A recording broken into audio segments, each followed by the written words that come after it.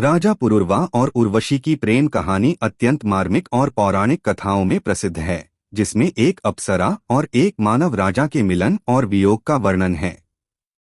एक कथा के अनुसार देवर्षि नारद ने इंद्र के दरबार में राजा पुरुरवा के सौंदर्य और गुणों का बखान किया, जिसे सुनकर उर्वशी उनके प्रति आकर्षित हो गईं और पृथ्वी पर उनसे मिलने आईं।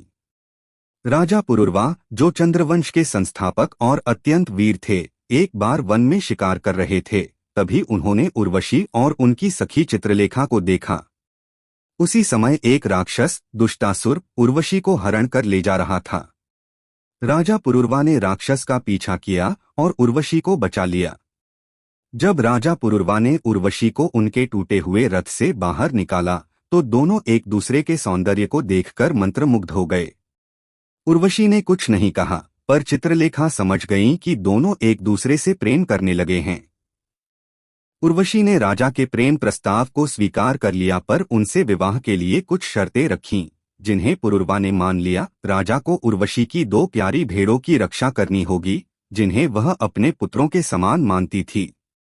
उर्वशी केवल घी खाएगी। राजा कभी भी संभोग के अतिरिक्त किसी अन्य समय में उर्वशी के सामने नग्न अवस्था में नहीं आएगा।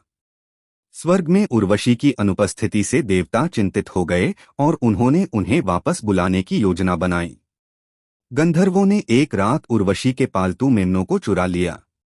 मेमनों की आवाज सुनकर उर्वशी ने राजा से उन्हें बचाने के लिए कहा। राजा जल्दी से नग्न अवस्था में ही बाहर भागे। उसी क्षण गंधर्वों ने बिजली चमका दी, जिससे उर्वशी ने राजा को बिना कपड़ों के देख लिया। शर्त टूटते ही उर्वशी तुरंत स्वर्गलोक वापस चली गईं, जिससे राजा पुरुरवा विरह में पागल होकर भटकने लगे।